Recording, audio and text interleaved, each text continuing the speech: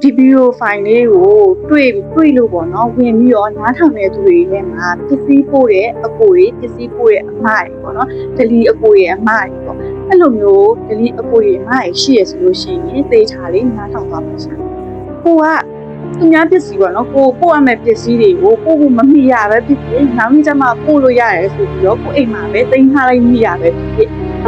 အဲ့လိုမျိုးပေါ့နော်ရှိခဲ့တယ်ဆိုလို့ရှိရင်ဒီအကြောင်းအရာလေးကိုနားထောင်ပြီးတဲ့အချိန်မှာချက်ချင်းမှာတော့ပို့ခြင်းစိတ်တွေကပေါက်သွားလာလို့ဒီတောက်သွားစေရ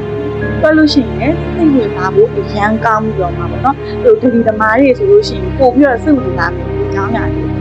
ဘာဖြစ်လဲဆိုတော့ဒီအကြောင်းအရာလေးကလည်းဒလီသမားပို့ရောက်ရဲ့ဖြစ်ရမှန်အကြောင်းအရာလေးဖြစ်ပြီးအဲ့ဒါကြောင့်မလို့တေချာလေးဒလီသမားအပွေအမရေးပါတယ်ဆိုလို့ရှိရင်ဝင်ကြည့်မိတယ်ဆိုလို့ရှိရင်တေချာနားထောင်သွားရှင်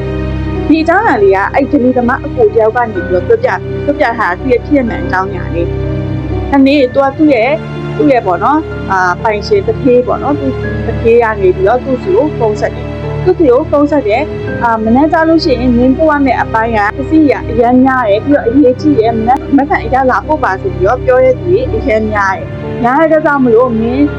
မနေ့ကမှလာပစ္စည်းလာတည်ရဆိုလို့ရှိရင်မမိတိုင်းနေလိုက်မယ်အဲ့ဒါကြောင့်မလို့မိညာရဲ့ပစ္စည်းလိုလာတည်အဲ့မလာတည်သွားဒီပေါ့နော်ပစ္စည်းပို့ပြီးရတယ်မင်းလာတယ်သူတို့စက်ရုံသူတို့ကိုယ်တော်ကတော့ပိတ်နေပြီဒါပေမဲ့ဟိုပေါ့နော်သူစီးတွေကိုအပုံလိုက်ပေါ့နော်အကုန်လုံးစီးမတွေကို ready လုပ်ခိုင်းထားလိုက်မယ်ချိန်ရင်းနဲ့အကုန်လုံး ready လုပ်ခိုင်းထားလိုက်မယ်ဆိုပြီးတော့ဖုန်းဆက်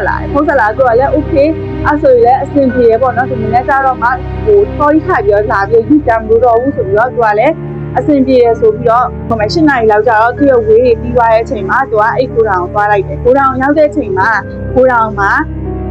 ဒီမှမရှိတော့ဘူးပေါ့နော်ကိုက8နာရီကျော်နေပြီဆိုတော့အဲ့ရုံးလို့သမားရလည်းအကုန်လုံးပိတ်သွားပြီပိတ်သွားပြီးတော့သူ့ကိုစိတ်ရင်းနဲ့သူအဲ့သူပို့ရမယ့်ပစ္စည်းအပုံကိုပဲထားပေးခဲ့တယ်ပေါ့နော်ထားပေးခဲ့ပြီးတော့ကိုတောင်ကိုကြတော့အဲ့မှာကိုတောင်ဆောင်နေဦးလေးတောက်ပဲရှိရပါတော့အဆောင်ဦးလေး security ဦးလေးတောက်ပဲရှိရအဲ့ security ဦးလေးရနေပြီးတော့သူတော်ရီပါဖွင့်ပေးပြီးတော့သူသွားပြီးတော့ထိုင်နေတဲ့နေရာမှာပဲတော့ထိုင်နေတယ်ထိုင်နေတော့သူတယောက်တည်းကိုတောင်လို့ဝင်သွားပြီးတော့စည်ရင်းတွေပါတော့သူစစ်ပြီးတော့သူပစ္စည်းအပုံပေါ့နော်သူကြည့်လိုက်တယ်ကြည့်ပြီးတော့ okay ပဲပေါ့နော်ငါဆိုင်ကယ်ပုံးထည့်ရတယ်ပုံးနဲ့လည်းဆန်တယ်ပေါ့နော်ဆန်တဲ့အတွက်ကြောင့်မလို့သူခဏနေမှထည့်မယ်ပေါ့သူစလိတ်တောက်ချင်လာတယ်သူစလိတ်အရင်တောက်နေဆိုပြီးတော့သူကနေပြီးတော့အဲ့မှာစလိတ်တောက်နေတဲ့အချိန်မှာသူကနေပြီးတော့ရုပ်တရက်သူပို့ရမယ်ပစ္စည်းပုံပေါ့နော်သူကဂိုရောင်အပြင်ဘက်ကနေတောက်တယ်ဒါပေမဲ့သူကအဲ့ဂိုရောင်နဲ့ဟိုသူကနေပြီးနှမ်းကြည့်ပြီးတော့ငါပဲပစ္စည်းကငါ့ရဲ့ပုံနဲ့စမ်းမလားဆိုဟိုပေါ့နော်ကိုတွေးနေရကွာကိုယ့်ရဲ့ပစ္စည်းကိုယ့်ရဲ့ဟိုplan ချနေတာဘယ်ပုံကတော့ဘယ်မှာထည့်မယ်ဘယ်ပစ္စည်းကတော့ဒီမှာထည့်မယ်ဆိုတော့ပုံစံနဲ့တွေးပြီးတော့ဒီပစ္စည်းပုံယူပဲသူကြည့်န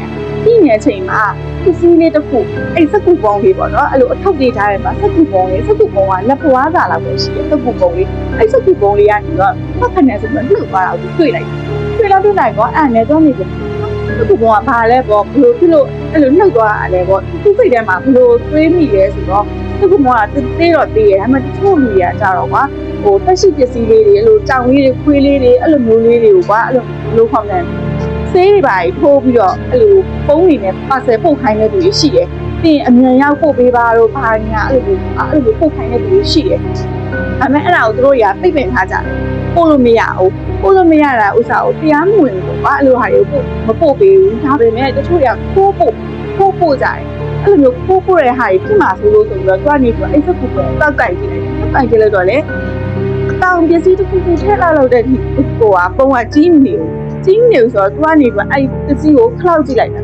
တော့လေထဲမှာဘာတမ်းမှမကြောက်ဘူးကလောက်ဒီဘာတမ်းမှမကြောက်ကွာဘာတမ်းမှမကြောက်ရနဲ့ဆိုတော့အော်သူစိတ်ကြည့်လို့ပါပေါ့နော်ဟိုတချို့ဟာရတော့ရှော့ကြတာတို့ဘာလို့အဲ့လိုဖြစ်တာပဲဖြစ်မှာပါဆိုတော့သူကနေပြီးတော့တိတ်ချာအဲ့ပစ္စည်းပုံးတွေကိုတိတ်ချာတင်တယ်တိတ်ချာတင်ပြီးတော့သူကတခါဆက်လိုက်သူတောက်လက်ဆက်လိုက်ကိုတော့ထပ်တောက်နေတဲ့အချိန်မှာသူ့မျက်လုံးကတော့အဲ့ပစ္စည်းပုံကိုပဲသူလုံးဝအောင်မှထိုင်းမမက်နဲ့ကြည့်နေမိရခဏလဲကြာသူတောက်နေနေအကြည့်နေနေအဲ့ပစ္စည်းပုံကထပ်လှုပ်သွားတယ်ခဏလှုပ်သွားအဲ့နဲ့သူကနေပစ္စည်းပုံဘာလို့ခဏအဲ့လိုလှုပ်နေရတယ်ပေါ့နော်လှုပ်နေရတယ်ဆိုတော့သူကနေပြီးတော့အဲ့နဲ့အဲ့ပစ္စည်းပုံကိုသူသွားပြီးတော့တခါထပ်ပြီးတော့မကြည့်